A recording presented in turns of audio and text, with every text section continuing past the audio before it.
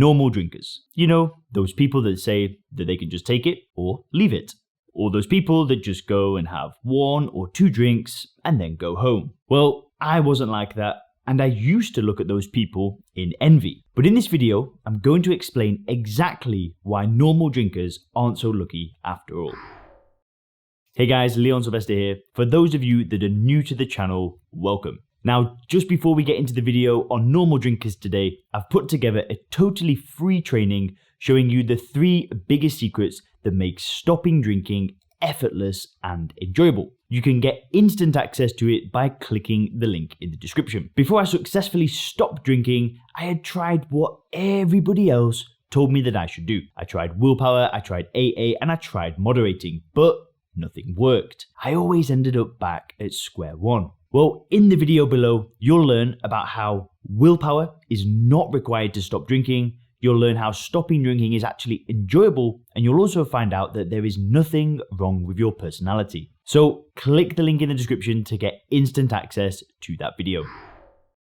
So before I stopped drinking using the Sober Clear system, I used to look at these normal drinkers with like a slight bit of envy. I used to look at a normal drinker and used to think to myself, well, if I could just be like them, maybe I could also moderate my drinking. So I'd do exactly what you think, and I'd try to do that. I'd stop for a few days, then I'd see a so-called normal drinker, and I figured that I could also give it a shot. And I'd think to myself, if they can do it, then so can I. And then when I gave it a shot, I did have the absolute best intentions. I really thought that I could be a normal drinker. Well, sadly, this always ended up the exact same way. No matter what I tried to do, whether that was to cut down, to take a break, or moderate, it always ended up in the same place. What would start with moderation, or just a few, would spiral out of control. Sometimes the spiral would last a few days, sometimes a few weeks, sometimes a few months. Either way, I'd always end up drinking more than I intended to. I'm glad I had the realization that I can never be one of those normal drinkers. But the most important realization that I had is that I no longer have the desire to be like one of them. I don't have the desire to drink alcohol. So you're probably wondering, what's the reason that normal drinkers aren't so lucky? Well, let me introduce you to the boiling frog. Now, drinking alcohol is very similar to boiling a frog. Let me explain. Let's go back in the time to a time before you had ever tried alcohol. If I were to wave a magic wand at this point, and for the next 5 minutes, it turned you into the version of you that is drinking more than you'd like, and you're feeling the negatives, I can guarantee that you would never even consider drinking alcohol. If you could immediately go from that healthy, happy, and energetic self to feeling all those downsides of regular drinking, such as the low energy, the lack of confidence, the increased anxiety, you would be totally shocked. You wouldn't believe it. You'd say to yourself, there's no way I'd ever get that bad. Now, if I told you that all you need to do is never let a drop of alcohol touch your lips and you'll continue to feel your awesome, happy self, what are the chances of you even considering alcohol? I'd say they're incredibly low. However, the sad thing is that it doesn't really work like that. Alcohol starts off much more subtle.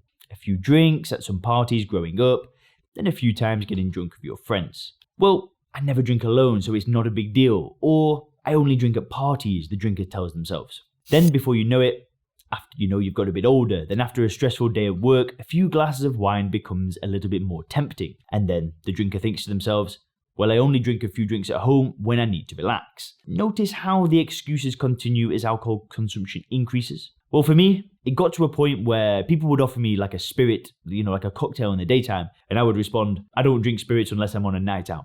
That would be like a proud response. And it's nonsense. These aren't reasons to drink. They're rationalizations. And here's the thing. In the beginning, our drinking is rarely a problem. But the same way that a frog gets boiled alive is the same thing that can happen to people that drink alcohol. It's a slow, steady decline, and you don't even realize that it's happening. Guess what?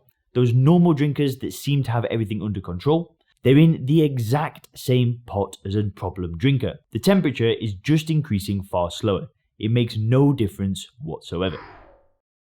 So, how do you get out of the pot?